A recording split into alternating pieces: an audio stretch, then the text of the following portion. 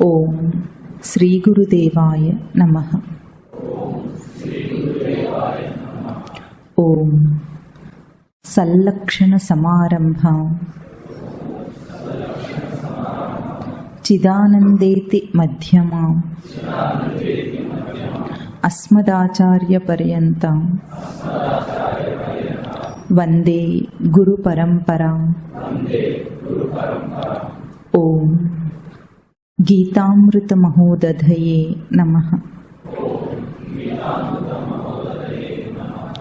ఓం గీతామృతాస్వాద ఆనందాయ నమః.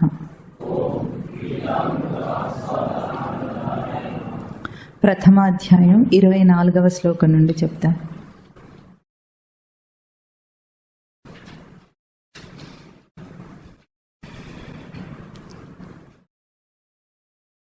సంజయ ఉవాచ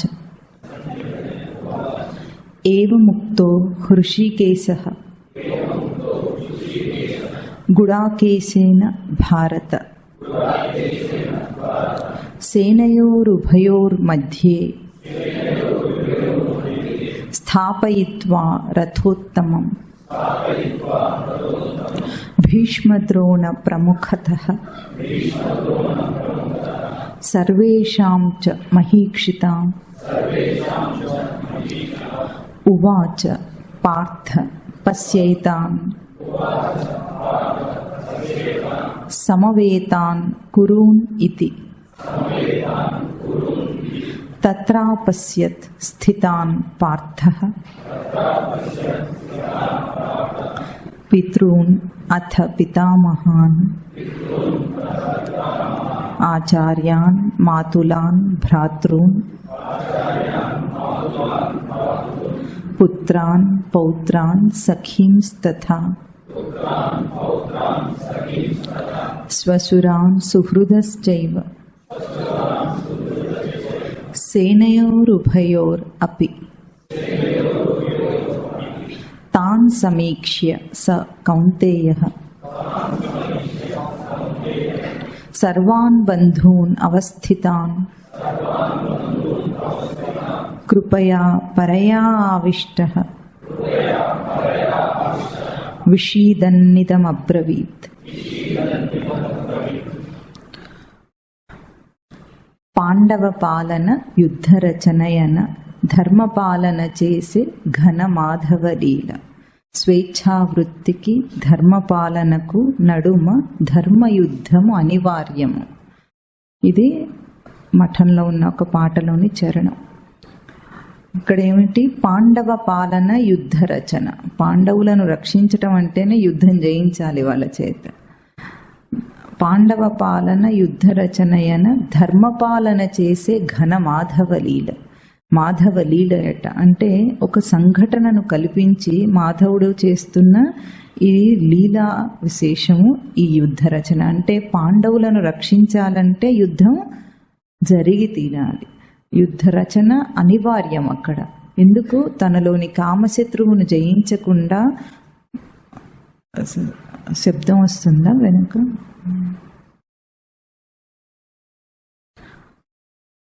తనలోని కామశత్రువులను జయించకుండా స్వామిని పొందలేరు ఎవరు కూడా. కనుక ఇక్కడ ఆ యుద్ధ రచనకు రంగస్థలాన్ని ఏర్పాటు చేస్తున్నారు స్వామి.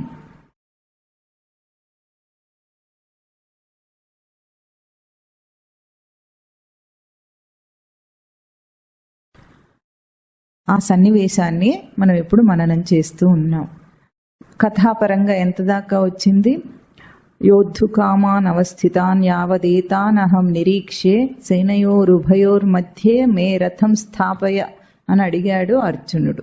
అంటే ఎవరెవరైతే యుద్ధం చేయగోరుతున్నారో వాళ్ళందరినీ కూడా నేను చూస్తాను, రెండు సేనల మధ్య నా రథాన్ని నిలుపు మాధవ అని అడిగాడు అర్జునుడు. సరే అన్నాడు స్వామి. ఏమన్నాడు? ఏవముక్తః ఈ విధంగా చెప్పబడిన వాడై, హృషీకేశః హృషీకేశ లక్షణంతో చెప్పబడుతున్న స్వామి, గుడాకేశేన ఏవముక్తః గుడాకేశుడి చేత ఈ విధంగా చెప్పబడ్డాడట. ఏమని? నా రథం నిలుపు అని. గుడాకేశుడు అంటే ఎవరిక్కడ? అర్జునుడు. చెప్పబడి ఏం చేశాడు, సేనయోరుభయోర్ మధ్యే స్థాపయిత్వా రథోత్తమం, ఈ రెండు సేనల మధ్య రథాన్ని నిలిపాడట. ఎక్కడ నిలిపాడు, భీష్మద్రోణ ప్రముఖతః సర్వేషాం చ మహీక్షితాం, భీష్మద్రోణులకు ఎదురుగా. ఏ యాంగిల్లో నిలిపాడంటే అక్కడ నుండి భీష్మద్రోణులేమో ఎదురుగా కనిపిస్తున్నారు ఆ కోణంలో. మళ్ళీ అందరూ రాజులు, సర్వేషాం చ మహీక్షితాం, వాళ్ళందరూ కూడా కనిపిస్తున్నారు. అట్లా తీసుకెళ్ళి నిలిపాడట స్వామి రథాన్ని. నిలిపి ఏమంటున్నారు, పార్థ సమవేతాన్ ఏతాన్ కురూన్ పశ్య, ఇక్కడ అందరూ కూడి ఉన్న కురూన్ పశ్య, ఎవరిని చూడమన్నాడు, కౌరవులను చూడు. చూస్తానన్నాడు కదా, నిరీక్షేహం అన్నాడు కదా, ఇప్పుడు ఏమంటున్నాడు, పశ్య చూడు అని తీసుకెళ్ళి ఆ రంగస్థలంలో నిలబెట్టాడు స్వామి. ఇది అక్కడ సన్నివేశం, యుద్ధానికి సన్నివేశం. ఇక్కడ చక్కగా ఒక్కొక్క పదం కూడా స్వామి లక్షణాలు కానీ అర్జున లక్షణాలు కానీ ఏ నామం వాడారో అంత బాగా తెలుస్తుంది. ఇక్కడ మనకు హృషికేశ లక్షణాన్ని చెప్తున్నారు ఇక్కడ స్వామికి. హృషికేశం అంటే ఏమని చెప్పుకున్నాము, ఇంద్రియములకు ప్రీతి కలిగించేవి హృషికములు. అంటే ప్రీతిని, దాన్ని ఈశ లక్షణం, ఈశ ఐశ్వర్య అంటే నియమించేవాడు. తనకు ఇంద్రియములను ప్రీతి కలిగించే లక్షణమును నియమించేవాడు హృషికేశుడు. అదే అర్జునుడికి అక్కడ ఏం చెప్తున్నారు, గుడాకేశేన అంటున్నారు. గుడాకేశ అనే పదంతో చెప్పారు అర్జునుడిని అక్కడ. గుడాకేశుడు అంటే అర్థం ఏమిటి, ఎవరికైనా తెలుసా? గుడాకేశుడంటే గుడాకానాం ఈశః, నిద్రను జయించిన వాడు అర్జునుడు అని అర్జునుడికి ఒక బిరుదు. అర్జునుడు నిద్రను జయించాడట. అర్థం చేసుకోవాలి ఈ పదం. నిద్రను జయించటం అంటే నిద్రను నియమించాడని అర్థం. ఈశ లక్షణం చెప్పారు కాబట్టి నిద్రను నియమించుకున్నవాడు అర్జునుడు. నిద్ర అంటే ఏమిటి, దాని రూపం ఏమిటి, మనం నిద్ర ఎందుకు పోతాం ఇంతకు? దేహం అలసిపోతే నిద్రపోతాం, అంతేనా? ఇది భౌతిక దేహంతో పోల్చి చెప్పిన ఒక పోలిక. అంటే దేహం అలసిపోతే నిద్రపోయినప్పుడు ఎందుకు దేహం మళ్ళీ దాన్నది చైతన్యవంతం చేసుకోవాలంటే జీవుడు ఉపసంహారం చేసుకుంటే దానికి విశ్రాంతి. లేకపోతే మనం దాన్ని రుద్దుతూ ఉంటే 24 గంటలు అది భరించలేదు, ఇంకా పనిచేయని అంటుంది. కాబట్టి అనివార్యంగా మనిషి నిద్రపోతాడనేది ఇక్కడ కేవలం భౌతిక దేహంతో పోల్చి మనము చెప్తున్నమాట. కానీ నిద్రను మనము ఆత్మ అవస్థాయత్ర సాక్షిలో మననం చేశాం. సుషుప్తి గాఢ నిద్ర అవస్థ అంటాం మనం, సుషుప్తి అంటాం దాన్ని. సుషుప్తిలో ఏం జరుగుతోంది, జీవుడు పూర్తిగా ఉపసంహారం చేసుకున్నాడు. అంటే ఏమిటంటే ఏ విషయ ప్రపంచాన్ని అస్తమానము మనసు ఊహించుకుంటూనే ఉంటుందో, అది లేకుండా తను ఉండలేదో, ఏ విషయ వాసనా జగత్తు వలన తనకు స్వప్నంలో కలలు వస్తున్నాయో ఆ రెండింటినీ కూడా ఉపసంహరించుకుని గాఢ నిద్రలో తాను హాయిగా ఉన్నాడు. అంటే విషయాలు లేవు, విషయ వాసనలు లేవు, కానీ నేనున్నానా లేదా? ఎంత బాగున్నాను! మెలకువ స్థితిలో అంటే జాగరణ అవస్థలో కంటే కూడా హాయిగా ఉన్నాను, స్వప్నావస్థలో కంటే కూడా ఇంకా హాయిగా ఉన్నానంటే విషయములు విషయ వాసనలు లేని ఒక తన స్థితిని తాను ఎంతో హాయిగా అనుభవిస్తాడు రోజు నిద్రలో. కానీ ఆ నిద్ర ఎట్లా ఉంది, దాన్ని ఉపనిషత్తులు ఏమన్నాయంటే తమోభిభూత సుఖరూపమేతి. తమోభిభూత సుఖరూపమేతి అంటే అంత మంచి పని చేసి కూడా, అంటే విషయాల నుండి తనను తాను ఉపసంహరించుకుని కూడా అది మొద్దుతనంలోకి వెళ్ళిపోయిందట. తమస్సు అనే అజ్ఞానంలోకి వెళ్ళిపోయింది. కాబట్టి అది తనకు మొద్దుతనమే అయ్యింది, బద్ధకానికే అయ్యింది, కానీ అది జ్ఞానం కాలేదు. అంటే ఇక్కడ ఏమిటంటే నిద్ర అనేది చాలా గొప్ప అవస్థ రోజు మనం అనుభవించేది. కానీ అది ఎరుకతో జరగాలి. మనకు దాన్ని తెలియటం లేదు. అంత హాయి మంచి స్థితిని అనుభవించి కూడా ఏం చేశామో మనకు తెలియదు ఇంతవరకు. రోజు చేస్తూ ఉండి కూడా అది మనకు అర్థం కావటం లేదు. దాన్ని ఎవరైతే నియమించుకుంటారో అంటే దాన్ని కంట్రోల్లోకి తీసుకుంటాడు. అంటే తను కావాలనుకున్నప్పుడు తన విషయాల నుండి విషయ వాసనల నుండి ఉపసంహరించుకుంటాడు. తాను కావాలనుకున్నప్పుడు మళ్ళీ ప్రసారం చేస్తాడు. అంటే నిద్రను నిగ్రహించటం అంటే తను కావాలనుకున్నప్పుడు తను నిద్రలోకి వెళ్తాడు ఎరుకతో, జాగరూకంగా. తను కావాలనుకున్నప్పుడు మళ్ళీ తను ప్రసారం చేస్తాడు. జాగరణ స్థితిలోకి వస్తాడు. ఇది అర్జునుడు చేసిన అభ్యాసం. అంటే తన నిద్రను తాను నిగ్రహించగలడు. అది గుడాకేశ లక్షణం. అంటే ఒక ఉత్తమ సాధకుడికి ఉండాల్సిన లక్షణం. మనం ఎట్లా ఉంటుంది, ఎప్పుడు నిద్ర వస్తే అప్పుడు పడిపోవటం అంతే. ఇక్కడ నిద్ర వచ్చినా సరే పడిపోవటం అంతేగాని ఎక్కడున్నామో చూసుకునేది లేకుండా, అట్లా మన నిద్రను మనం జయించలేం. కానీ అర్జునుడు ఎట్లా ఉన్నాడు, గుడాకేశుడట, నిద్రను జయించిన వాడు అంటున్నారు. ప్రీతిని జయించిన హృషికేశ లక్షణానికి, ప్రీతిని నియమించే హృషికేశ లక్షణమునకు నిద్రను నియమించే గుడాకేశ లక్షణము సమన్వయం అన్నమాట. ఇది గుడాకేశ లక్షణానికి ప్రసిద్ధార్థం. ఇంకా లోతుగా వెళితే గుడాక శబ్దానికి అర్థం ఏమిటంటే రక్షణ అని అర్థం. గుడ రక్షణాయం ధాతు, గుడ రక్షణే ధాతు అంటే తన రక్షణను తాను నియమించుకునేవాడట.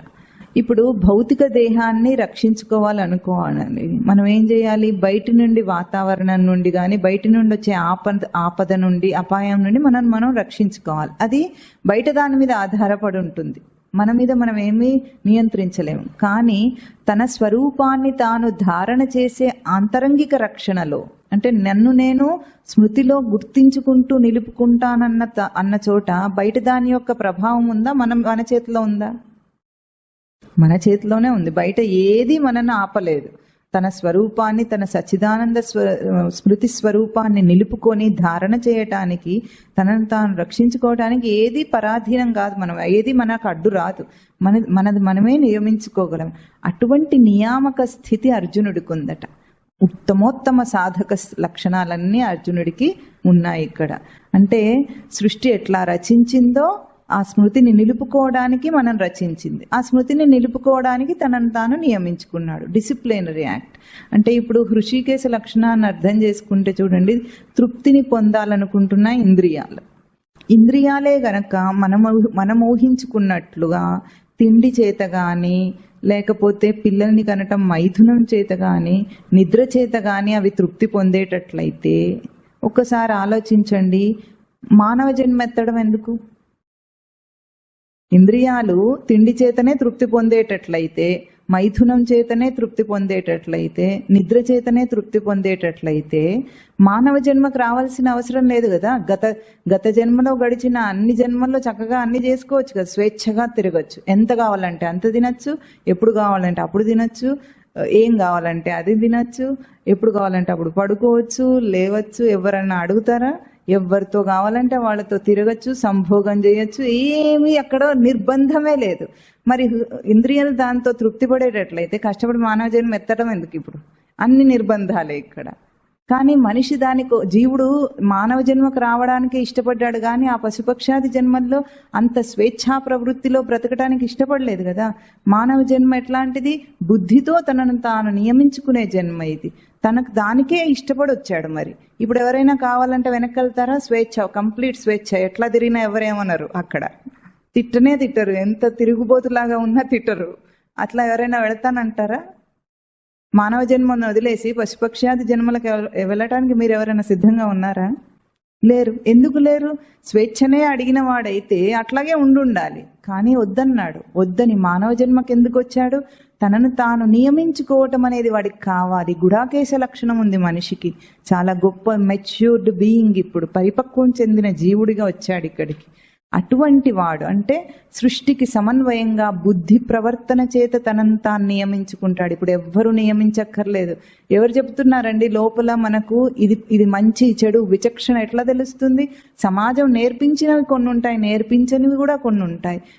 ఇంట్లో సంస్కారం నేర్పించినవి, ఇచ్చిన సంస్కారాలు ఉంటాయి, అవి లేనివి కూడా కొన్ని ఉంటాయి. అవి మనకు ఎట్లా తెలుస్తున్నాయి? ఇది చేయకూడదు అని లోపల నుండి తనకు అర్థమవుతూ ఉంటే, తన బుద్ధి తనకు చెప్తూ ఉంటే తనను తాను నియమించుకుంటున్నాడా లేదా? చేస్తున్నాడా లేదా మనిషి? ఎవరు చెప్తున్నారు ఇదంతా అంటే? తానే కోరి ఈ మానవ జన్మకు వచ్చాడు. అంటే ఇంద్రియాలన్నీ ఇలాంటి స్వేచ్ఛా ప్రవర్తన చేత తృప్తిని పొందవు, బుద్ధి వివేకం చేతనే తృప్తిని పొందుతాయనేది ఇక్కడ హృషికేశ గుడాకేశ లక్షణాలకు సమన్వయం చూపిస్తోంది. అంటే ఒక సచ్చిదానంద స్మృతి స్వరూపము, దాన్ని అందుకునే సాధకుడు కృష్ణార్జునులిద్దరూ కూడా. వాళ్ళిద్దరూ ఎట్లా ఉన్నారు? ఇప్పుడు వాళ్ళిద్దరితో కూడుకున్న ఈ ఉత్తమమైన ఈ రథాన్ని, ఈ దేహం అనే రథాన్ని తీసుకెళ్లి సేనయోరుభయోర్ మధ్యే స్థాపయిత్వ నిలిపాడట. ఎందుకు నిలిపాడు? స్థాపయిత్వ, స్థాపయ అన్న ఈ రెండు పదాలు కూడా చక్కగా ఏం చెప్తాయంటే, నిలకడలో ఉన్న చిత్తానికి మాత్రమే నిగ్రహం గురించిన విచారణ వస్తుంది. పరిగెత్తే చిత్తం ఎప్పుడు కూడా నిగ్రహం గురించి ఆలోచించలేదు. అది పరిగెత్తే చిత్తానికి అర్థం కావు. అర్జునుడు ఇంతకాలం ఏం చేస్తున్నాడు? పుట్టినప్పటి నుండి అర్జునుడు యోధుడు, అంటే యుద్ధానికి సిద్ధమవుతున్నవాడు. పుట్టినప్పటి నుండి అదే చేస్తున్నాడు. కానీ తీరా యుద్ధ సమయం వచ్చేటప్పటికి ఏమవుతుందో చూద్దామని పరీక్షిస్తున్నాడట స్వామి. మనము పందిర్లు వేసేటప్పుడు కానీ, గొడ్డును కట్టేసేటప్పుడు కానీ గుంజ పాతుతాం కదా, భూమిలో గుంజ పాతుతాం. పాతిన తర్వాత ఏం చేస్తాము? ఒకసారి ఊపుతాం. ఊపటము గుంజను పైకి లాగేయడానికి ఊపుతున్నామా, గట్టి చేయడానికి ఊపుతున్నామా? అట్లా చేస్తున్నాడు స్వామి. ఒకసారి గట్టిగా ఊపితే అర్జునుడు ఊగుతాడేమో చూస్తున్నాడు. ఒకవేళ ఊగిందనుకోండి గుంజ పాతినప్పుడు మనం ఏం చేస్తాము? గట్టిగా ఇంకాస్త కంకర ఏదో వేసి దిమ్మీసేసి కొడితే అది కదలకుండా ఉంటుంది. అది స్థిరత్వం. ఆ స్థిరత్వానికి అర్జునుడిని తీసుకురావాలి. ఇప్పుడు గట్టిగా ఊపితే ఏమయ్యాడు? ఊగిపోయి ఏడ్చాడు. అట్లాగే మనను కూడా కష్టాల పాలు చేసి మరీ ఊపుతాడు స్వామి.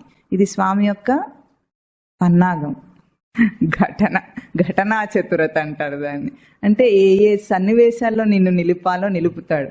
ఊపి చూస్తుంటాడు అనమాట. మనం ఊగిపోయామా అప్పుడు ఏం చేస్తాడు? పూర్తిగా ఊగిపోయే గుంజనైతే పక్కన పారేస్తాం. మనం కాస్త నిలదొక్కునే దానిలాగా ఉంటే ఏం చేస్తాం? గట్టిపడేటట్టుగా బాగా దాన్ని దింపుతాం లోపలికి. అట్లా చేస్తున్నాడు ఇక్కడ స్వామి. చేసేమంటున్నాడు? భీష్మద్రోణ ప్రముఖత సర్వేషాం చ మహీక్షితాం సేనయోరుభయోర్ మధ్యే రథం స్థాపయిత్వ. ఆపి ఎక్కడ ఆపాడట? తీసుకెళ్ళి సరిగ్గా భీష్మద్రోణులు ఎదురుగా తీసుకెళ్ళి ఆపాడట. ఎందుకో మరి, పాపం ఓ పక్కకు ఆపొచ్చు కదా. ఎందుకు? భీష్మద్రోణులు అసలే ఎటువంటి వాళ్ళు? అర్జునుడంటే చాలా ఎక్కువ ప్రీతి వాళ్ళిద్దరికీ పూర్తిగా పాండవ పక్షపాతమే ఉంది. కృష్ణ భక్తులు మనం చెప్పుకున్నాం కదా, కృష్ణ భక్తులు అయి ఉండి కూడా కృష్ణుడిని ఎదిరించి యుద్ధం చేస్తున్నారు. పాండవ పక్షపాతం ఉండి కూడా పాండవుని ఎదిరించి యుద్ధం చేస్తున్నారు. దుర్యోధనుడి మీద విపరీతమైన ద్వేషమే ఉన్నప్పటికీ కూడా మళ్ళీ దుర్యోధన పక్షమే ఉన్నారు వాళ్ళిద్దరు కూడా. అటువంటి భీష్మ ద్రోణులకు ఎప్పుడైతే అర్జునుడు అంటే చాలా ఎక్కువ ప్రీతియో వాళ్ళ దగ్గరికి వెళ్ళి నిలబెట్టాడంట. అంటే గుంజను గట్టిగా ఊపుతున్నాడు అనమాట. ఇప్పుడు అసలు నిలదొక్కుంటాడా లేదా, వాళ్ళ ముందు వాళ్ళని చూసి ఏమవుతాడు, ఎట్లా చూస్తాడు అని ఇక్కడ మనం చూడాలి. ఇంకా చూసి ఏమంటున్నాడు? కురూన్ పశ్య అని ఒక ఆదేశం ఇచ్చాడు. పశ్య అంటే ఆదేశం, అది లోట్ ప్రత్యయంలో చెప్తున్నాడు. పశ్య అంటే చూడు ఇప్పుడు అని ఒక ఆదేశాన్ని ఇచ్చాడు. ఎవరిని చూడమంటున్నారు? భీష్మ ద్రోణులలో ఉన్న కురు అంశాన్ని చూడమంటున్నారు. కురు అంటే కౌరవులు. కురు శబ్దం కురూన్ అన్న పదం ఎట్లా వచ్చిందంటే, కురు అనేది ఆదేశం అని చెప్పుకున్నాం మనం కురుక్షేత్రం అని చెప్పుకున్నప్పుడు. ఆ కురు పదాన్ని నామవాచకం చేసి కురునని ధాతు రూపంలో ప్రయోగిస్తే నామధాతు అంటారు దాన్ని. అంటే కురునంటే ఇప్పుడు కౌరవ అంశాన్ని చూడు. భోగేషణలో భీష్మద్రోణులు అంటే ఎవరు? భోగేషణ, శాస్త్రేషణ. వీళ్ళిద్దరి లోపల కురు అంశం అంటే ఏమిటి? స్వేచ్ఛా ప్రవర్తన. భోగేషణలోని స్వేచ్ఛా ప్రవర్తనను, శాస్త్రేషణలోని స్వేచ్ఛా ప్రవర్తనను చూడు అంటున్నాడు. ఏం చూడమంటే ఏం చూసి వచ్చాడో మరి. మనం కూడా ఒక్కొక్కసారి ఎట్లా చూస్తాము, సన్నివేశాన్ని అర్థం చేసుకునేటప్పుడు మన జీవితంలో అక్కడ జరిగేది ఒకటి, మనం అర్థం చేసుకునేది ఒకటి ఉంటుంది, అవునా? అట్లాగే ఇక్కడ చూడమంటే కురూన్ పశ్య అంటే వెళ్ళొచ్చి మా బంధువులే ఉన్నారు అందరని చెప్పాడు. చూసి ఏమన్నాడు తర్వాత శ్లోకం చెప్తుంది. ఇప్పుడు కురూన్ పశ్య అంటే మనం కూడా మన భోగేషణలో మన భోగేషణ అంటే మనకున్న అలవాట్లు అనుకుందాం. ఎందుకంటే భోగములు అంటే మనకు బాధగా ఉంటుంది. ఇవన్నీ మనకు అన్ని అవసరాలే కదండి అని అనిపిస్తాయి కదా, ఇవి భోగంలాగా అనిపించవు. ఇవన్నీ అవసరాలే, నిత్య అవసరాలు అయిపోయినాయి. నెసెసిటీస్ అన్నీ కూడా, లగ్జరీస్ అన్నీ కూడా ఈరోజు నెసెసిటీస్ అయిపోయినాయి. ఒకప్పుడు ఫ్రిడ్జ్ ఉండటం అంటే గొప్పగా ఉండేది, ఇప్పుడు ఫ్రిడ్జ్ లేకుండా ఎట్లా బ్రతుకుతారు అని అడుగుతాడు, అవునా? ఇప్పుడైతే అన్నిటికంటే నిత్యావసర వస్తువు ఏది? ఫోన్ లేకపోతే ఊపిరితిత్తులు లేకపోయినా వీడు బతుకుంటాడేమో, కానీ ఫోన్ లేకుండా ఎట్లా బ్రతుకుతారో అన్నంత ప్రశ్న అడుగుతున్నాం. అంటే ఒక కన్ను రెండు కళ్ళు లేకపోయినా ఫోన్ ఉండాలేమో మరి. కళ్ళు బ్రతుకుతాడు కానీ ఫోన్ కూడా అవయవం అయిపోయింది, ఒక భాగం అయిపోయింది జీవితంలో. అటువంటి నిత్యావసరాలుగా మనం చేసుకున్న మన అలవాట్లన్నీ కూడా ఇవన్నీ భోగేషణలు. ఏది లేకున్నా నేను ఉండలేనంటే భోగేషణ. మనం ఎట్లా చేసుకున్నామంటే మన అలవాట్లన్నీ మన జీవితంలో ఒక భాగమై మన స్థానాన్ని, స్వరూప స్థానాన్ని ఆక్రమించినాయి అవన్నీ. పోయినసారి చెప్పుకున్నాం, ఆదేశము ఆగమం అని రెండు ఉంటాయి. ఆదేశం అయింది అంటే అర్థం ఏమిటంటే అది వచ్చి మన స్థానంలో మనం లేపి మన కుర్చీలో అది కూర్చుందనమాట. అట్లాగే నా సచ్చిదానంద స్మృతి స్థానంలో భోగేషణ అనే ఒక అలవాటు వచ్చి కూర్చుంది. ఇప్పుడు ఒక్క అలవాటును నిగ్రహించాలన్నా చంపాలన్నా సాధకుడు ఏమంటాడు, నా స్వరూపమే కదా అది అంటున్నాడు. అంటే ఈ అలవాట్లన్నీ పుట్టినప్పుడు వచ్చినాయా, పుట్టిన తర్వాత వచ్చినాయా? పుట్టిన తర్వాత వచ్చినాయి. తీసేయచ్చు కదా చాలా సులభంగా, కానీ మనకు అట్లా లేదు.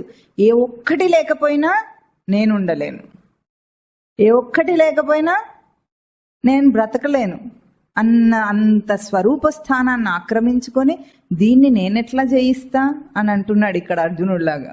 కాఫీ తాగటం ఎట్లా మానేస్తా, మందు తాగటం ఎట్లా మానేస్తా, సిగరెట్ తాగటం ఎట్లా మానేస్తా, ఏది లేకపోయినా నేను ఎట్లా ఉంటా? అదేదో ఉల్లిపాయలు వెల్లుల్లిపాయలు తినొద్దంటే అని చెప్పామనుకోండి, అదేమిటండి వీళ్ళు ఇట్లా చెప్తారు, ఎవడైనా ఉల్లిపాయలు తినకుండా వంట ఎట్లా చేస్తారని అడుగుతారు. మా మఠానికి వంట వాళ్ళని పిలిచామనుకోండి, కారం వేయొద్దు అంటాం. మరి ఎట్లా చేస్తారు వంట అని అడుగుతారు.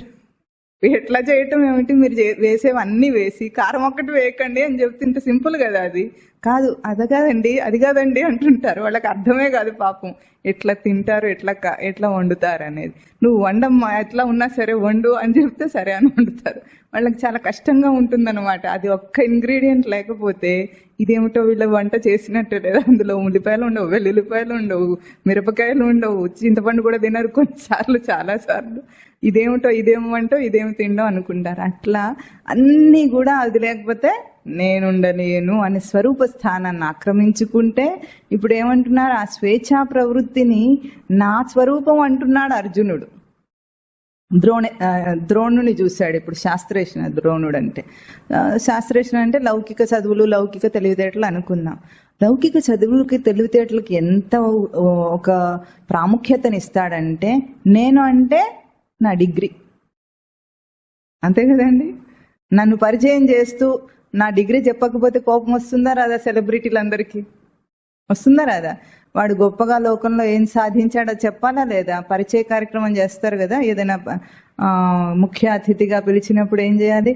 ఈయన గారు చదివిన చదువులు, ఏ యూనివర్సిటీలో ఎంతెంత డిగ్రీ చదివారు అవన్నీ చెప్పాలి. చెప్పకపోతే పాపం స్వరూపానికి భంగం వచ్చేది, సచ్చిదానంద స్మృతే ఉండదు అక్కడ. ఇంకా ఈ డిగ్రీ లేకపోతే అన్నంతగా ఒక సామాన్యుడు అట్లా ఉంటాడంటే పోనీ అనుకోవచ్చు. కానీ సన్యాసులు కూడా ఉంటారు అట్లా.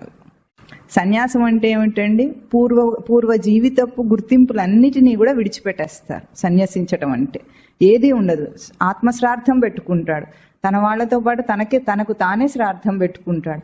అటువంటి సన్యాస దీక్ష తీసుకున్న తర్వాత కూడా తను చదివిన లౌకిక చదువులను డిగ్రీల రూపంలో పక్కన రాసుకునే సన్యాసుల లోకంలో ఉన్నారు. అంటే అంత గొప్పతనం అన్నమాట.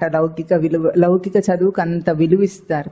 అధ్యాత్మ విద్యా రంగంలో లౌకిక చదువుకి ఎంత విలువ? స్వరూపాన్ని తెలుసుకోవడానికి ఇవేవి అక్కర్లేదు, ఇంజనీర్ అవ్వక్కర్లేదు, డాక్టర్ అవ్వక్కర్లేదు, ఏమక్కర్లేదు. కనీసం భగవద్గీత చదవాలంటే అక్షర జ్ఞానం ఉంటే చాలు, ఇంకేం అక్కర్లేదు.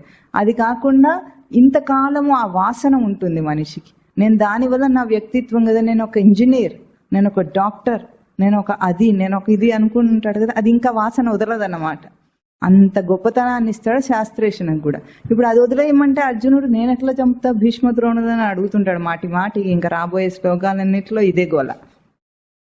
అట్లా ఉంటుంది. ఇప్పుడు కురూన్ పశ్య, స్వేచ్ఛా ప్రవర్తనను చూడమని చెప్తూ ఉంటే తనేమని చూశాడు ఇక్కడ. తర్వాత శ్లోకం చూడండి ఏమంటున్నాడు ఇక్కడ. తత్ర పార్థః అథ స్థితాన్ పితॄన్ పితామహాన్ ఆచార్యాన్ మాతులాన్ భ్రాతॄన్ పుత్రాన్ పౌత్రాన్ సఖీన్ తథా స్వసురాన్ సుహృద చ ఏవ సేనయోరుభయోరపి అపశ్యత్. అపశ్యత్ అంటే పశ్య అని స్వామి అన్నాడు, చూడు అన్నాడు. అపశ్యత్ చూచాడు. ఎవరిని చూశాడు అక్కడ? ఎవరెవరున్నారు అక్కడ? ఏమని చెప్తున్నారు? అథ తత్ర స్థితాన్, అక్కడ ఉన్నటువంటి ఎవరు? పితృన్. పితృన్ అంటే తండ్రులు ఎంతమంది ఉంటారు ఏమిటి తండ్రులు? పినతండ్రి, పెద్ద తండ్రి, అట్లాగా తండ్రులు ఉన్నారట. తర్వాత పితామహాన్, తాతలు ఉన్నారట. ఇప్పుడు కథాపరంగా అక్కడ ధృతరాష్ట్రుడు ఉన్నాడా? ధృతరాష్ట్రుడు ఉన్నాడా అక్కడ కథాపరంగా? లేడు. పెద్ద తండ్రి లేడు కదా. మనకు తెలిసి ఎవరైనా పినతండ్రులు ఉన్నారా అర్జునుడికి అక్కడ? మనకు తెలిసి పాపులర్గా అయితే లేరు, కానీ ఆయన అంటున్నాడు. ఎందుకు అన్నాడో తర్వాత చూద్దాం. పితామహాన్, సేనయోరు ఉభయోరు, రెండు సేనల్లో చూస్తున్నాడు, ఇప్పుడు అటు ఇటు చూస్తున్నాడు అనమాట. ఇప్పుడు పితామహాన్ అంటే భీష్ముడు ఒక్కడే తెలుసు కథాపరంగా, మనకి ఇంకే పెద్దగా పాపులర్గా ఎవరు తెలియటం లేదు, ఇంకెవరున్నారో అక్కడ. ఆచార్యాన్, పితామహాన్ అంటే ఎవరు ఇంతకు తెలుగులో? తాతలు. ఆచార్యాన్ గురువులు. మాతులాన్ తల్లి సంబంధమైన వాళ్ళు. మాతులాన్ అంటే మేనమామలు అని అర్థం ఇక్కడ. భ్రాతృన్ అన్నతమ్ములు. పుత్రాన్ కొడుకులు. ఎంతమంది భార్యలో ఎంతమంది కొడుకులో లెక్కలేదు అక్కడ, వాళ్ళు ఎంతమంది ఉన్నారు. పౌత్రాన్ మనుమలు కూడా ఉన్నట్టు. అర్జునుడు యుద్ధానికి వచ్చేటప్పటికి అర్జునుడికి మనుమల వరుసలు కూడా ఉన్నారన్నమాట, మనుమలైన వాళ్ళు కూడా ఉన్నారు. సఖీన్ స్నేహితులు. శ్వశురాన్ మేనమామలు కాకుండా మామలు, ఉత్తుత్తి మామలు. ఉత్తుత్తి మామలు అంటే పిల్లనిచ్చిన వాళ్ళు, అంటే బావమరిది తండ్రి ఉంటాడు కదా, తన భార్య తండ్రి వాళ్ళు కావచ్చు, లేకపోతే మేనత్త భర్తను కూడా మనం మామలు అంటాం కదా, ఆయన కావచ్చు, ఎవరో అటువంటి వాళ్ళు ఉన్నారట అక్కడ. సుహృద అంటే తన మేలు కోరేవాళ్ళు, వీళ్ళందరినీ చూశాడు అక్కడ. వీళ్ళందరినీ అపశ్యత్. ఎవరిని చూడమన్నాడు స్వామి? శత్రు సైన్యంలో ఉన్న కురున్ పశ్య అంటే అదేదో ఉమ్మడి కుటుంబం ఫంక్షన్కి వెళ్ళినట్టు మొత్తం అందరు బంధువులనే చూశాడు అర్జునుడు, వీళ్ళని చూశాడట. ఎందుకు చూశాడో చూద్దాం. పితృన్ అంటే తండ్రులు అని అంటున్నాం. ఇప్పుడు తండ్రులను చూశాడు అంటే అర్జునుడు నిజంగా కౌరవ సైన్యం వైపు చూస్తున్నాడా, తనని చూసుకుంటున్నాడా చెప్పండి? అర్జునుడు అద్దంలో చూస్తున్నాడు. అద్దం చూసుకొని చెప్తున్నాడు ఇవన్నీ. ఎందుకంటే అక్కడున్న బంధువులను చూడటం లేదు, ఆ బంధువులకు తానేమవుతాడో అది చూస్తున్నాడు. ఉదాహరణకు పితృని అన్నామనుకోండి, మీరే ఉన్నారనుకోండి, ఇప్పుడు మీరు ఒక ఫంక్షన్కి వెళ్ళారనుకోండి, వీళ్ళందరినీ చూస్తారా చూడరా? అక్కడ చూస్తారు. వీడు వెళ్ళాడు అనుకోండి అదే ఫంక్షన్కి, వీళ్ళందరినీ చూస్తాడా? చూడడు. ఎందుకు చూడడు? మీరెందుకు చూస్తున్నారు, వీడెందుకు చూడడు? ఆ అంశాలు వీడిలో లేవు కాబట్టి, మీలో ఉంటాయి కాబట్టి. అంటే ఆ బంధుత్వపు గుర్తింపు మీకు ఉంటుంది, వీడికి లేవు. అన్న వదిలేసిన వాడికి ఏం బంధుత్వం ఉంటుంది? ఏం ఉండదు. అందరూ జీవులుగా సమానం. ఇప్పుడు మిమ్మల్ని ఇంతమందిని చూస్తున్నారు, మీలో తండ్రులు ఉన్నారా లేరా? తాతలు అయ్యారా అందరు? ఎవరైనా కొంతమంది అన్నా తాతలు ఉన్నారా లేదా? ఉన్నారు. మేనమామలు ఉన్నారా? భ్రాతృలు అన్నదమ్ములు ఉన్నారా? కానీ వీడికి మీరు ఏమన్నా అవుతారా? అటువంటివి ఏమి గారు. వీడికి ఏం సంధానం మీతో? జీవులుగా సంధానం. మీరు జీవులు, వీడు జీవుడు, అదే సంధానం ఉంది అంతే. కానీ అర్జునుడు ఏం చేస్తున్నాడు? ఇప్పుడు ఒక్క సచ్చిదానంద స్మృతిని పక్కన పెట్టేసి ఇప్పుడు ఇవన్నీ నాకు బంధుత్వాలని చూస్తున్నాడు. ఒక్క సచ్చిదానంద స్మృతిని జీవుడు నిలుపుకుంటే ఈ బంధుత్వాల బంధం ఉండదు మనిషికి. సన్యాసం అంటే అది. అప్పుడు ఒక్క సచ్చిదానంద స్మృతిని మాత్రమే నిలుపుకుంటారు, మిగతా బంధుత్వాలు ఏవి ఉండవు, ఆ సంధానం ఒకటే ఉంటుంది. కానీ అర్జునుడు ఎట్లా చూస్తున్నాడంటే ఇప్పుడు పితృన్ అన్నప్పుడు తండ్రులను చూస్తున్నాడు. అంటే పినతండ్రి, పెద్ద తండ్రి ఉన్నారని అనుకుందాం. తండ్రులను చూస్తున్నాడా? తండ్రులకు తాను కొడుకైన తనలోని కొడుకు పాత్రను చూస్తున్నాడా? వాడు తండ్రిగా చూడాలంటే, ఎదుటి వ్యక్తిని తండ్రిగా చూడాలంటే తనలో ఒక కొడుకు పాత్ర ఉండాలి కదా. అంటే తన వ్యక్తిత్వాన్ని ఎన్ని పాత్రలకు విభాగం చేసి మనిషి జీవిస్తున్నాడో అన్ని పాత్రలను చూస్తున్నాడు ఇక్కడ అర్జునుడు. అంటే ఒక సర్కిల్ ఉందనుకోండి, సర్కిల్లో గీతలు గీసాం, అన్ని ముక్కలు చేసాం ఆ సర్కిల్ని. ఇప్పుడు ఒక్కొక్క భాగము ఒక్కొక్క పాత్ర అన్నమాట. అక్కడ పితృన్ అంటే ఇక్కడ పుత్ర. నేను వాళ్ళందరికీ కొడుకునని తనని తాను చూసుకుని తన వ్యక్తిత్వాన్ని కొడుకుగా గుర్తించుకుని అక్కడ తండ్రులు ఉన్నారు అంటున్నాడు. పితామహ అని అంటున్నాడు. పితామహ అంటే తాతలు. అక్కడ తాత అంటే ఇప్పుడు ఇక్కడ ఏమైంది? మనువడు. నేను మనువడిని, నా మనువడి పాత్రను చూస్తున్నాడు. ఎంతమంది ఉంటే అంతమంది. పితృవునని అన్ని బహువచనంలో ఎందుకు చెప్పారంటే, ఇప్పుడు ఒక తాత ఉన్నాడు అనుకోండి, 10 మంది మనవాళ్ళు ఉన్నారు అనుకుందాం. అప్పుడు ఆ తాత ఒక్క తాత అవుతాడా? 10 మందికి 10 మంది తాతలు అవుతాడా? ఒకడే తాత? ఆలోచించండి ఇంకొంచెం. 10 మందికి 10 మంది తాతలు అవుతాడా? ఒక్క తాత అవుతాడా? అది కాదంటే ఇదా 10 మంది తాతలు అవుతాడు. ఎట్లా అంటే ఎవరెవరు ఏ మనుమడితో ఎట్లా ప్రవర్తించాలో అట్లా ప్రవర్తిస్తాడు కదా తాత అయిన వాడు. తండ్రి అయినా అంతే, పిల్లలిద్దరితో ఒకలాగా ప్రవర్తిస్తాడా? ఎవరితో ఎట్లా ప్రవర్తించాలో అట్లా ప్రవర్తిస్తాడా? అందుకే అన్ని ఇక్కడ బహువచనంలో చెప్పిన. పితృవునంటే అంతమంది తండ్రులకు అంతమంది కొడుకు పాత్రలను విభాగం చేస్తున్నాడు, తన వ్యక్తిత్వాన్ని ముక్కలు ముక్కలు చేసుకుంటున్నాడు. అంతమంది పితామహులకి అంతమంది ఇక్కడ పౌత్రుని స్థానం అంటే మనుమల స్థానాన్ని ఇస్తున్నాడు అర్జునుడి లోపల. తర్వాత ఏమన్నాడు? ఆచార్యాన్, ఎంతమంది గురువులు ఉన్నారో అంతమందికి నేను శిష్యుణ్ణి, శిష్య పాత్రని తీసుకుంటున్నాడు. ఎంతమంది ఉంటే అంతమందికి ఇప్పుడు అన్ని ముక్కలు చేయాలి దాన్ని. తర్వాత మాతులాన్, మాతులాన్ అంటే మేనమామ. మేనమామ అంటే ఎవరు? తల్లి తమ్ముడు గాని అన్న గాని. కానీ పదం చూడండి, పదాన్ని అర్థం చేసుకోండి. మేనమామ అని ఎందుకన్నారు దాన్ని?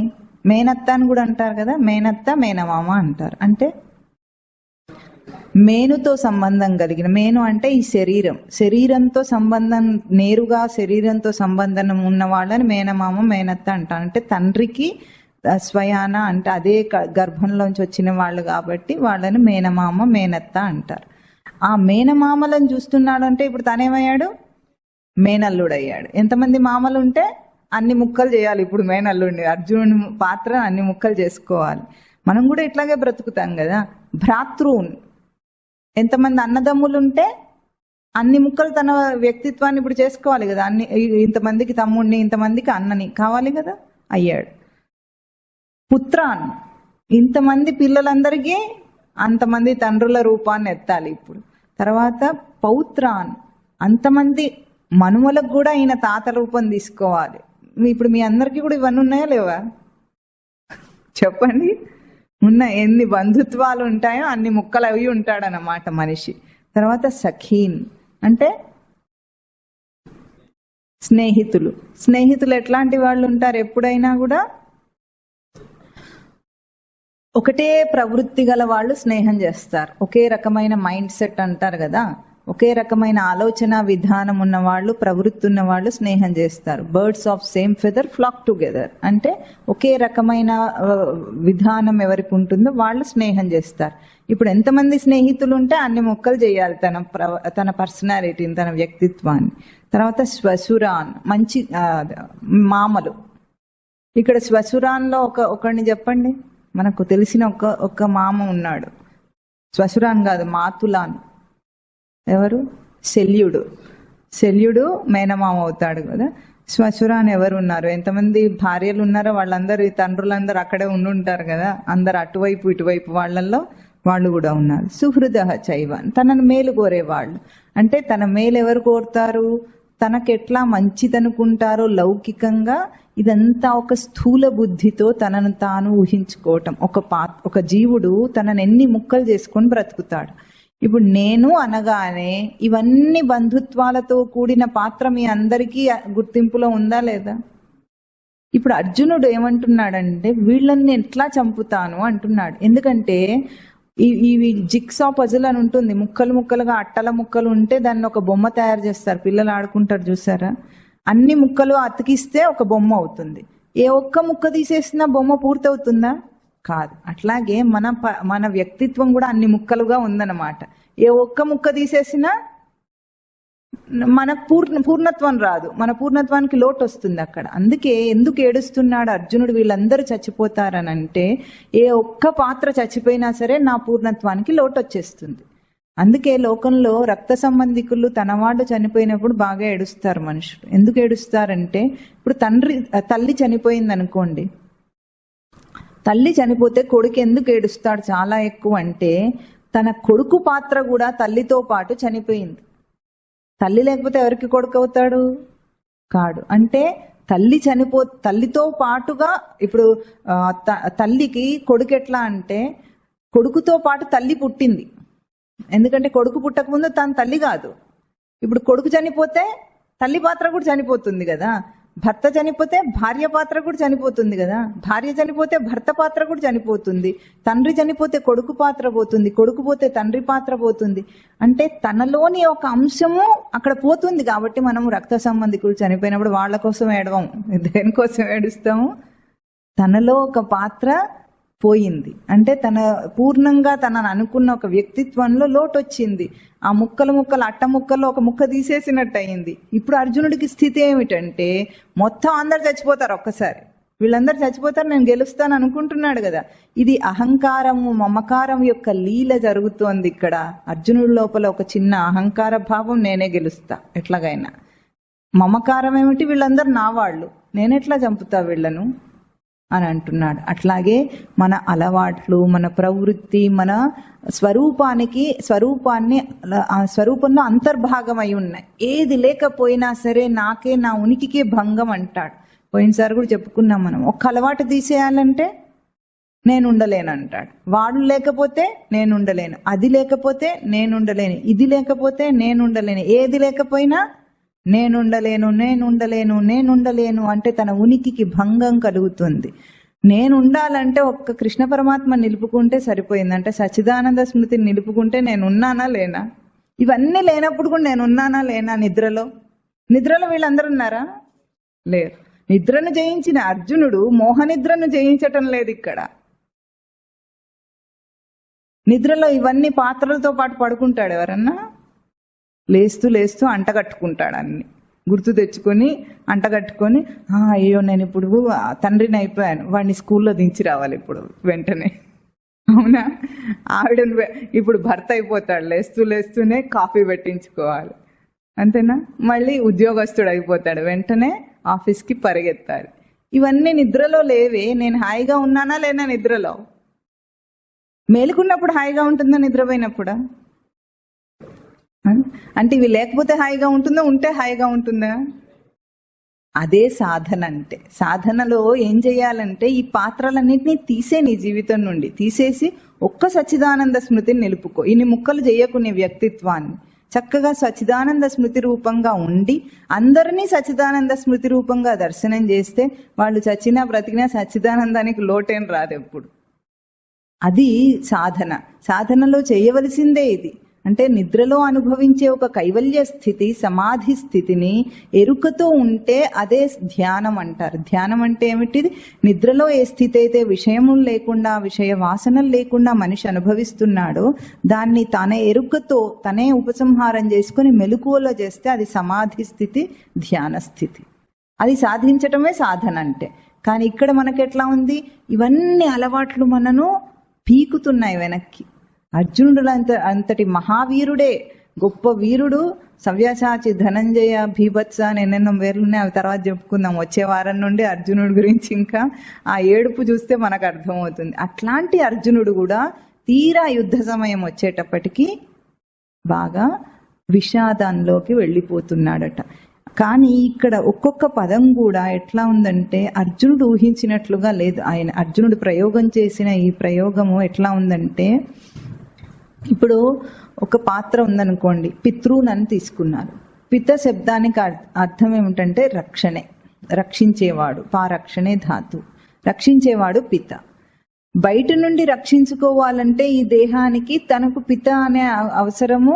బయట నుండి దేహంతో పోలిస్తే బయట వాటి నుండి రక్షించుకోవాలి. కానీ తన స్వరూపాన్ని తను నిలుపుకొని రక్షించుకోవడానికి ఇవన్నీ ఏం అక్కర్లేదు. మళ్ళీ తనను తానే రక్షించుకోగలడు కదా.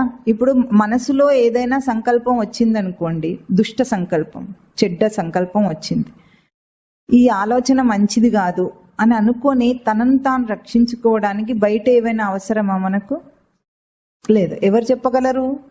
తనకు తాను చెప్పుకోగలడు, తనను తాను మార్చుకోగలడు. ఇది తనను తాను రక్షించుకునే విధానం. కానీ ఇప్పుడు ఏమంటున్నాడు? బయట దాంతో నేను రక్షింపబడాలి అంటున్నాడు. ఎప్పుడో దానితో పోల్చి చెప్పినప్పుడు మనిషి చేయలేడు. అంటే ఇప్పుడు ఉదాహరణకు ఒక వ్యసనం ఉందనుకోండి, ఏదైనా ఒకటి చెడ్డ అలవాటు ఉంది తనకు, ఆ చెడ్డ అలవాటుని దాంతో పోల్చి మానేయాలని దాన్ని అంటున్నాడు. కానీ అది మానేయటం కాదు. మన లక్ష్యం ఏమిటి? తనని నిలుపుకోవటం. తనని నిలుపుకుంటే అది దానంతట అదే పోతుంది. మన కుర్చీలో మనం కూర్చొని ఉంటే వేరే వాడు వచ్చి కూర్చోగలడా? చెప్పండి. మనం పక్కకు జరిగితే వాడు వచ్చి కూర్చుంటాడు. అట్లాగే తన స్వరూప స్థితిలో తాను నిలుపుకోగలిగితే తనను తాను, అలవాటు అనేది అదే పోతుంది. అందుకే అలవాట్లు మార్చుకోవటం అన్నిటికంటే అవలీల. తెలుసా మీకు? మనిషికి చాలా కష్టంగా ఎందుకు కనిపిస్తుందంటే తన సచ్చిదానంద స్మృతి యొక్క ఎరుకను గుర్తించే ప్రయత్నమే చేయడు. ఎప్పుడు దాంతో పోలుస్తాడు. ఇది ఎట్లా వదిలేస్తా, ఇది ఎట్లా నువ్వు దాన్ని ఏమనకు, నువ్వు నిలుపుకో, నీ కుర్చీలో నువ్వు కూర్చొని ఉండే, ఎవరినేమనకు. ఎవరినేమనకుండా ఉంటే తన కుర్చీలో తాను ఉంటే తనను తాను నిలుపుకున్న వాడవుతాడు. ఇట్లా చేయకుండా ఏమంటాడు? అది ఎట్లా అబ్బా, అది ఎట్లా అబ్బా, అది ఎట్లా అబ్బా అంటుంటాడు. అది ఎట్లా అబ్బా అన్నప్పుడు అది ఎట్లా కనిపిస్తుంది? అది చీమంతుంటే కొండంత కనిపిస్తుంది వాడికి. చిన్న అలవాటుని మార్చటం అనే చిన్న విషయం వాడికి పెద్దగా కనిపిస్తుంది. ఉదయాన్నే లేవాలనుకోండి, అతి సులభంగా ఎట్లా చేయగలం దాన్ని? రాత్రి తొందరగా పడుకుంటే ఆటోమేటిక్గా పొద్దున్నే తొందరగా మెలకు వస్తుంది. చిన్న విషయం కాదా ఇది? దీనికి ఏం చేస్తాడు? రాత్రేమో ఆ వేలేమో ఊరుకోదాయే, అది నువ్వే జరుపుతూనే ఉంటాడు. రాత్రి 11 అయినా 12 అయినా నిద్రపోడు, పొద్దున 8 అయినా నిద్రలేవాడు. ఇది వాడికి ఎట్లా ఉంటుంది? చాలా కష్టతరమైన ఒక అలవాట్లాగా ఉంటుంది. పిల్లలకు చెప్పేటప్పుడు ఎట్లా చెప్తామండి? పిల్లలకు చెప్పేటప్పుడు కాన్సన్ట్రేట్ చేయనన్న, అది వదిలేయి, కాసేపు పక్కన పెట్టు. చెప్తారా చెప్పరా? వాడికి చెప్పేటప్పుడేమో నీతులు బాగుంటాయి, మనం చేసేటప్పటికి వచ్చేటప్పటికి ఎంతో కష్టంగా ఉంటుంది. పాపం వాడు చిన్నపిల్లాడు. పెద్దవాళ్ళమై మనమే చేయలేకపోతే చిన్నపిల్లాడు వాడెట్లా చేస్తాడు అని అనుకోరు. నీతులు మాత్రం చెప్పేస్తారు. కానీ చాలా సులభమైన ఉపాయం ఏమిటంటే, నువ్వు అనుకుంటే నువ్వు చేయగల. అది చాలా కష్టమైన పని కాదు, చాలా సులభమైన పని. నిగ్రహించటము అనేది నీ స్వతసిద్ధ లక్షణం, మనిషికి ఉన్న స్వతసిద్ధ లక్షణం. ఇప్పుడు నీరు ప్రవహిస్తుంది అనుకోండి, సహజ ప్రక్రియన కాదా చెప్పండి? అదే నీటిని ఇప్పుడు గంగా నది ఎక్కడో గంగోత్రిలో పుట్టింది, ప్రవహించుకుంటూ వెళ్ళిపోతుంది. దారి అడుగుతుంది ఎవరన్నా? గంగా సాగరంలో కలవటానికి ఎవరైనా దారి అడుగుతుందా ఎప్పుడైనా? మధ్యలో కొండలు, గుట్టలు, రాళ్ళు, రప్పలు ఏం వచ్చినా సరే తన్ని మరీ పోతుందా? దాంట్లో శ్రమ ఉంటుందా? నీటికి ఉండదు. అంత దూర ప్రయాణం కూడా శ్రమ లేకుండా జరిగింది. ఎందుకంటే సహజం కాబట్టి. అదే నీటిని మనం రివర్స్లో కింద సంపులోంచి పైన ట్యాంకులకు ఎక్కించాలనుకోండి, ఏం చేయాలి? మోటార్ పెట్టాలి. మోటార్ పెట్టడం అనేది ఒక ప్రక్రియ. దానికి వ్యతిరేక శక్తిని, మనం ఎనర్జీని ఖర్చు చేసి వ్యతిరేకంగా దాన్ని ఎక్కించాలి. అట్లాగే మనిషి సహజంగా బ్రతకటం అనేది చాలా సహజ ప్రక్రియ. అది ఏమి ప్రయాస లేకుండా జరుగుతుంది. కానీ అలవాట్లు చేసుకోవటం అనేది చాలా కష్టమైన ప్రక్రియ. స్వరూపానికి విరుద్ధమైన అలవాటు చేయటము, దేహానికి అసహజమైన అలవాట్లు చేయటం అనేది చాలా కష్టంతో కూడుకున్న ప్రక్రియ. కాఫీ తాగటం అంటే అంత ఈజీ అనుకుంటున్నారా మీరు? కాదు, అది మీరు కష్టపడి చేసిన పని, కష్టపడి అలవాటు చేసుకున్నారు. ఇప్పుడు దాన్ని మానేయటం కష్టంలాగా కనిపిస్తుంది, ఎందుకంటే రివర్స్లో ఉందన్నమాట గేమ్ అంతా కూడా. ఇప్పుడు సిగరెట్ తాగుతూ ఉంటే ఆ వాసనే అసహ్యంగా ఉంటుందా లేదా? తాగేవాడికి ఎట్లా ఉంటుంది? కంపులో బ్రతుకుతుంటే ఎట్లా ఉంటుంది? పంది పన్నీరు మెచ్చున, బురద మెచ్చున కానీ పన్నీరు మెచ్చున అన్నట్టు వాడు అందులో మునుగుంటాడు ఆ వాసనలో. పక్కవాడికేమో చాలా కష్టతరంగా ఉంది. అట్లాగే అన్నీ సహజంగా మనిషి పుట్టేటప్పుడు ఇవే అలవాట్లు లేకుండా సహజ ప్రక్రియలో పుట్టాడు. నీరు తాగటం అనేది ప్రకృతిపరమైన విషయం. ప్రకృతిలో నీరుంది కాబట్టి నీరు తాగుతాం. కానీ కాఫీ ఏమైనా ప్రకృతిలో పుట్టిందా? అది కాఫీ మనం ఏదైనా సెలయర్లోంచి కాఫీ పట్టుకుని తాగుతున్నాం. ఎంత కష్టపడాల్సి వస్తుంది? కాఫీ గింజలు పండించాలి, వాటిని వేయించాలి, వాటిని పొడి కొట్టాలి, మళ్ళీ కాఫీ ఫిల్టర్ కొనుక్కోవాలి, కాఫీ తయారు చేసుకోవాలి, మానేయాలి. ఇంత ప్రయాస చేయాలో వద్దా? అంటే ఒక నీటికి ఎట్లాగైతే ప్రవాహం సహజ ప్రక్రియయో, ఇవన్నీ వదిలేసి తాను ఉండటం అంత సహజ ప్రక్రియ. చేస్తే తెలుస్తుంది కదా. ఒక్క నిగ్రహం చేస్తే, ఏదైనా ఒక చిన్న అలవాటుని మీ లోపల ఉన్నదాన్ని అంటే ఆలస్యంగా లేవటమో, కాఫీలు తాగటము, పెద్ద పెద్ద అలవాట్లు ఉన్న వాళ్ళు అది కూడా తీసుకుని ఏదో ఒకటి అబద్ధం ఆడటము. అబద్ధం ఆడినప్పుడు తెలుసా మీకు ఎట్లా ఉంటుందో, లోపల పీకుతూ ఉంటుంది. పీకుతుందా లేదా? ఎందుకు పీకుతూ ఉంటుంది? అది ఎప్పుడు బయటపడిపోతుందో అని. నిజం అసలే నిప్పు లాంటిది. నిప్పు రవ్వ ఏం చేస్తుంది? ఎంత చిన్నదైనా సరే ఎప్పుడైనా దాని ఉనికిని చాటుకుంటుంది, బయటికి రావాల్సిందే. దాన్ని కప్పిపుచ్చే ప్రయత్నంలో ఒక అబద్ధాన్ని కప్పిపుచ్చడానికి 100 అబద్ధాలు ఆడతాడు. అసలు అవసరం లేకుండా ఆడుతుంటారు కొంతమంది. ఇప్పుడే వస్తున్నాను అంటాడు 5 నిమిషాల్లో, గంటకు కూడా రాడు వాడు. ఇది అబద్ధమా కాదా? అవసరం లేదు అక్కడ. నేను గంటకే వస్తానని చెప్పొచ్చు, హాయిగా ఉండొచ్చు. కానీ 5 నిమిషాలని చెప్పి వాడికి తెలిసి ఇంకా బయలుదేరనే లేదని కూడా వాడికి తెలిసినప్పటికీ కూడా ఇప్పుడే వస్తున్నాను అంటాడు. ఎందుకు అట్లా? అనవసర విషయాలన్నీ కల్పించుకొని జీవితం భారంగా ఎందుకుందో తెలుసా మీకు? ఇట్లాంటి చెత్త చేష్టలు చేస్తేనే ఉంటుంది. సహజంగా బ్రతికితే ఏం ఉండదు, అసలు హాయిగా ఉంటుంది. సహజంగా ఏది ఉందో అది మాట్లాడితే సరిపోతుంది. ఇప్పుడు అబద్ధం చెప్పాలంటే ఏం చెప్పాలని ఆలోచించాలి, నిజం చెప్పాలంటే ఉన్నదేదో అది చెప్పాలి. సింపుల్ కదా. కష్టం, ఆ బుర్ర కష్టమే లేదు. ఇప్పుడు అబద్ధం చెప్పేవాడికి ఎంత యుక్తి ఉండాలి చెప్పండి. లోపల ఎన్ని రకాలుగా ట్రిక్గా ఆలోచించాలి. వీడికి ఇది బయటపడకుండా, వాడికి తెలియకుండా దీన్ని కప్పిపుచ్చడానికి వీడి తెలివితేటలన్నీ వాడాల్సి వస్తుంది. ఎంత భారం అవుతుంది జీవితానికి. ఇది కూడా ఒక వ్యసనమే. చాలా మంది ఆడుతుంటారు అట్లా అనవసరపు అబద్ధాలు. అనవసరంగా ఒకరి మీద ద్వేషంతో మాట్లాడటం, చాడీలు చెప్పటం అంటారు కదా, ఇవన్నీ కూడా చెడ్డ అలవాట్లే, కామశత్రువులే ఇవన్నీ కూడా. ఏముంటుంది? ఏముండదు అక్కడ మాట్లాడుకోవడానికి. అయినా సరే ఒక టాపిక్ కావాలి కదా మాట్లాడుకోవడానికి. అప్పుడు ఏం చేస్తారు? తీసుకొచ్చి ఇదంతా ఒక వ్యక్తి గురించి చెడ్డగా మాట్లాడితే అప్పుడు ఏమవుతుందంటే తను తృప్తిని పొందుతాడనమాట. నేను చాలా మంచివాడిని అయిపోతా. వాడి గురించి చెడ్డతనం బయటికి పెడితే నేను మంచివాడిని అవుతా. వీడిని మంచివాడిని చేసుకోవడానికి, కప్పిపుచ్చుకోవడానికి, వీడు మంచివాడు అయితే అట్లా అననే అన్నాడు. కానీ వీడి చెడ్డతనాన్ని కప్పిపుచ్చుకోవడానికి ఆ చెడ్డతనాన్ని ఇంకొకరి మీద పెట్టి మాట్లాడుకోవటం. ఇట్లాంటి అన్నిటి వల్లనే మనిషి లోపల ఒక భారాన్ని అనుభవిస్తున్నాడు. సహజంగా బ్రతకడం మర్చిపోయాడు. ఇవి కష్టమైన పనులు. ఇంకా ఎట్లా ఉంటుందంటే, ఇప్పుడు సాధన చేయాలనుకోండి, ఎట్లా ఎదురు చూస్తుంటాడంటే, నాకైతే చేయాలనే ఉందండి, కానీ మా వాళ్ళందరూ బాధపడతారు, వాళ్ళందరూ సాగనివ్వరు అని చెప్పుకోవాలని అనుకుంటాడు. ఇది ఎట్లా ఉంటుందంటే, ఒకానొక ఇంటర్మీడియట్లో ఫిజిక్స్ చదివే పిల్లాడు ఉన్నాడట. వాడు ఇప్పుడే ఫిజిక్స్ ఎగ్జామ్ రాసి బయటికి వచ్చాడు. ఎట్లా ఉన్నాడంటే సరిగ్గా చదువుకోలేదు. ముందు రోజు రాత్రంతా సినిమా చూస్తున్నాడు మొబైల్లో. ఇంకేం రాసి వస్తాడు? చాలా టఫ్గా ఉందంటాడు పేపర్ వాడి ప్రాణానికి. వాడు బయటికి రాగానే ఏం ఎదురు చూస్తుంటాడు తెలుసా? ఎవరెవరు పరీక్ష సరిగ్గా రాయలేదు ఆ గుంపులోకి వెళ్ళి చేరుతాడు. ఎవడైనా ఒకటి నేను చాలా సులభంగా ఈజీగా వచ్చింది పేపర్ అన్నాడు అనుకున్న వాడి దగ్గరికి వెళ్ళాడు. వీడు పక్కన ఎవరో ఉంటాడు, వాడు ఏమంటాడంటే అసలు 10 సంవత్సరాల్లో ఇంత టఫ్ పేపర్ ఎప్పుడు రాలేదట అంటాడు. గబుక్కున వాళ్ళ దగ్గరికి వెళ్ళిపోతాడు వీడు.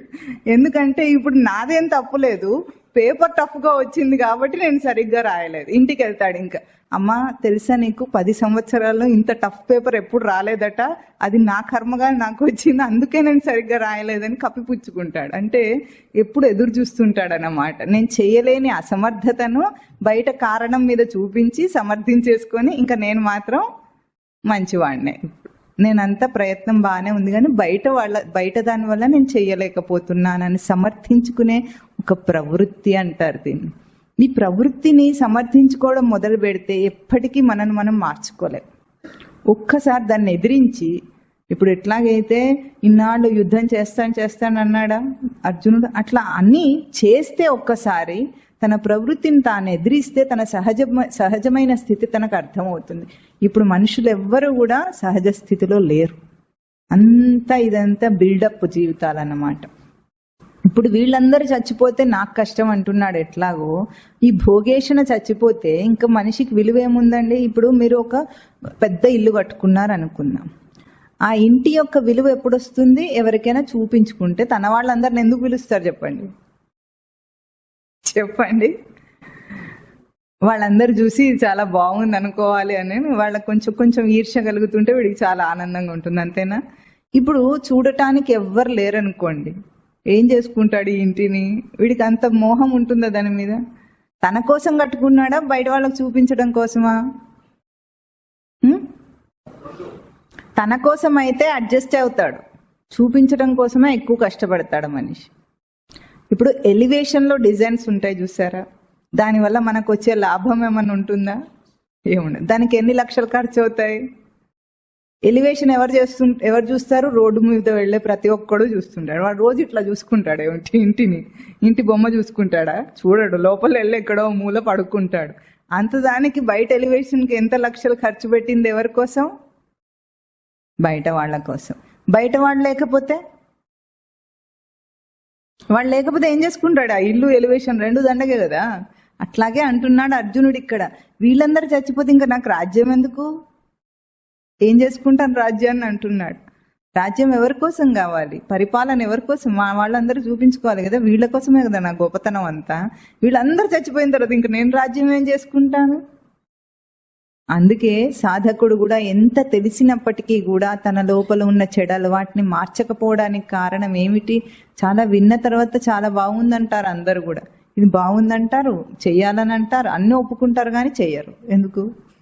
ఎందుకంటే తన స్వరూపమే ఇక్కడ నష్టపోతున్నంత బాధ కలుగుతుంది వాడికి. ఆ బాధను అనుభవిస్తున్నాడు ఇప్పుడు అర్జునుడు. ఇక్కడ ఎట్లా అనుభవిస్తున్నాడు? పితృన్ అంటే తన రక్షణ బయట అంటున్నాడు. పితామహాన్, పితామహ శబ్దం కూడా పిత శబ్దం నుండే వచ్చింది. మహాన్ అనేది దానికి ప్రత్యయం చేర్చారు. గొప్పదైన రక్షణ, గొప్పగా తనను తాను రక్షించుకోవాలంటే బయటనే ఉందంతా అంటున్నాడు. బయట బాగా బతికితే తనను తాను తన వ్యక్తిత్వాన్ని రక్షించుకున్నట్టు అనుకుంటాడు కదా. అందుకే లోకంలో అన్నిటికంటే మనిషి కృంగిపోయేది ఎప్పుడో తెలుసా మీకు?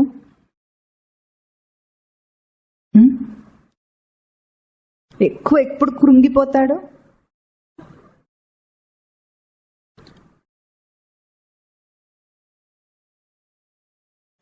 కాదు,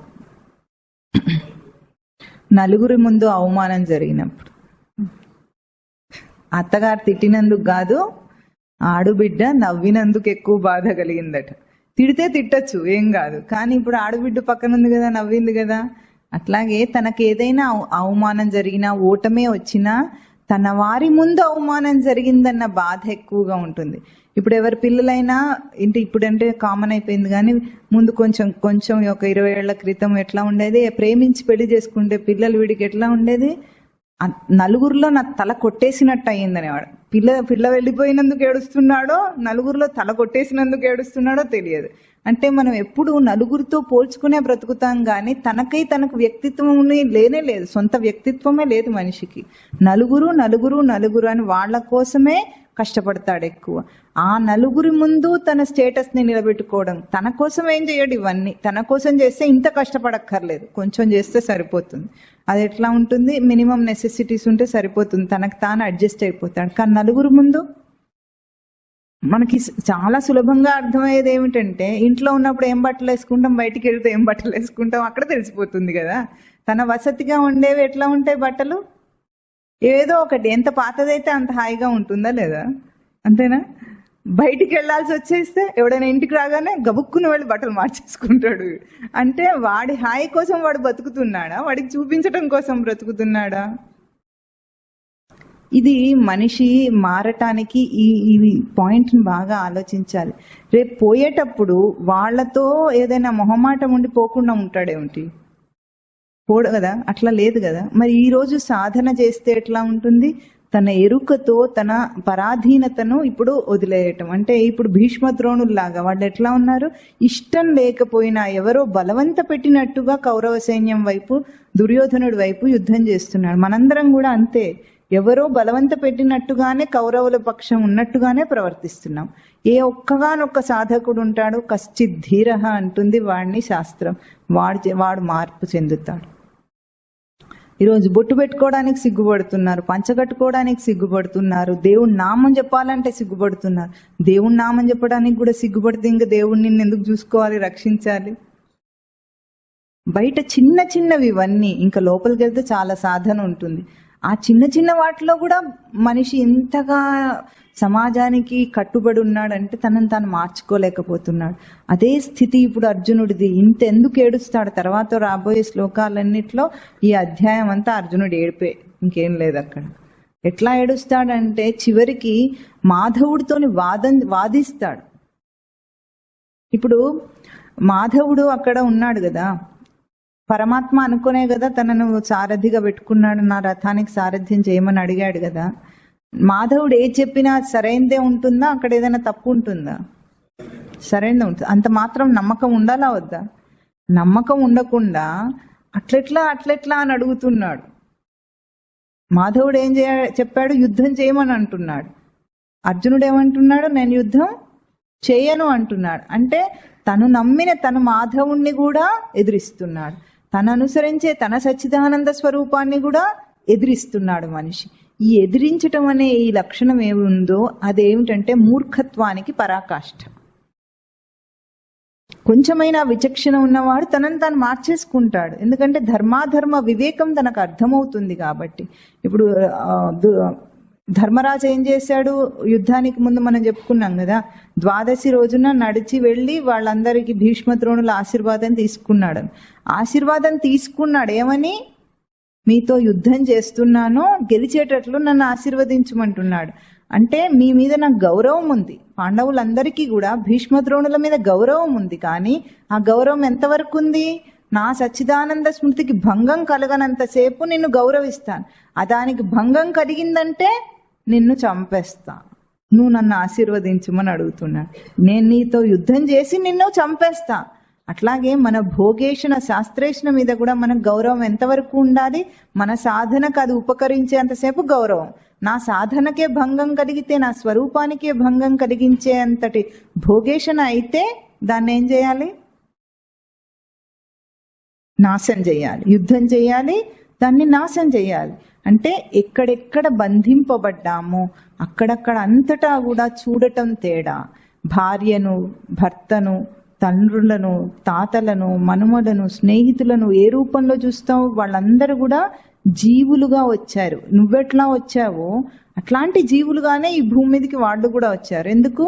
వాళ్ళు కూడా పరమాత్మను పొందటానికే వచ్చారు, తన స్వరూపాన్ని తెలుసుకోవటానికి వచ్చారు అన్న దృష్టితో నువ్వు చూస్తే గనక అది సమభావం అవుతుంది. అట్లా చూడలేకపోతున్నాడు ఇప్పుడు ఇక్కడ అర్జునుడు. ఏమంటున్నాడు? తత్ర స్థితాన్ పితృన్ పితామహాన్ ఆచార్యాన్ మాతులాన్ భ్రాతృన్. ఆచార్యులను చూస్తున్నాడు అంటే ఆచార్య శబ్దానికి అర్థం ఎంత గొప్పదంటే ఆ స్మృతో చరతీతి ఆచార్య. స్మృతిలో చరించేది ఆచార్య లక్షణం. మనందరికీ ఏ స్మృతి ఉంది చెప్పండి, గట్టిగా చెప్పండి. మనం అందరం ఆ స్మృతిలో చరించాల్సిన వాళ్ళం. ఇప్పుడు ఏమంటున్నాం? ఆ స్మృతి స్థానంలో, సచ్చిదానంద స్మృతి స్థానంలో బయట లౌకిక గురువులను నిలుపుకున్నాడు. ఇప్పుడు సచ్చిదానంద స్మృతిలో చరించాలి, ఆ వెలుగులో మనం ప్రవర్తించాలి. ఇప్పుడు మనం ఇక్కడ ప్రవర్తిస్తున్నామంటే చాలాసార్లు ఉపమానం చెప్పుకున్నాం, ఈ దీపపు కాంతి ఆధారమై ఉంది. అట్లాగే తన సచ్చిదానంద స్మృతి తన ప్రవర్తనకు ఆధారమై ఉందని చూడకుండా అది లేకపోతే నేను లేనంటున్నాను. నువ్వు ఉంటే కదా అది ఉంది. ఇప్పుడు పుట్టడంతోనే ఈ బంధుత్వాలన్నీ వచ్చేస్తాయా రావా? మనిషికి ఏమైనా కష్టపడతాడా? ఏం లేదు. పుట్టగానే తల్లిదండ్రులు వచ్చేస్తారు, పుట్టగానే అన్నలు అక్కలు వచ్చేస్తారు, పుట్టగానే మేనమామలు వస్తారు, మేనత్తలు వస్తారు, అన్ని తాతలు అందరు పుట్టగానే వీడు ఏం చేయకుండానే వస్తాడు. ఎప్పుడు పుట్టింది నేను దేహంగా అని అనుకుంటే నాకు ఇవన్నీ బంధుత్వాలు వచ్చేస్తాయి. పుట్టింది ఒక జీవుడు అని అనుకుంటే ఈ బంధుత్వాలు లేవు. అంటే ఇది దేహాత్మ భావం అంటారు. ఇప్పుడు దేహాత్మ భావంలో కూలబడ్డాడు అర్జునుడు. రథంలో కూలబడ్డాడంటే దేహాత్మ భావంలో కూలబడ్డాడు. ఎప్పుడైతే ఇది నేను కాదు, దేహం నేను కాదని తెలుసుకున్న వెంటనే ఏమవుతుంది? ఇవన్నీ అబద్ధమే, నేనే దేహంగా అబద్ధం. అంటే స్థూల దృష్టి, సూక్ష్మ దృష్టి రెండు విషయాలు ఇక్కడ బాగా గుర్తించాలి. మీకు కూడా ఒకసారి చెప్తే అర్థమవుతుంది. మొన్న పిల్లలకు చెప్తున్నప్పుడు స్థూలము సూక్ష్మము అనే రెండు అంశాలు మనకు ఉంటాయి కదా, వీటి రెండింటికి తేడా చెప్తున్నప్పుడు మేధా కాలనీలో పిల్లలకు చెప్తున్నప్పుడు వీడు చాలాసార్లు చాలా ప్రవచనాల్లో ఒక ప్రశ్న వేస్తాడు. ఏమిటది అంటే, భగవంతుడిని చూసేటప్పుడు గుడికి వెళ్ళినప్పుడు కళ్ళు ఎందుకు మూసుకుంటారు అని అడుగుతాడు. మీరు చెప్పండి, ఎందుకు మూసుకుంటారు?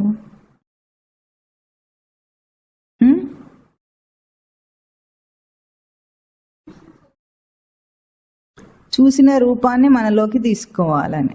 ఇంకా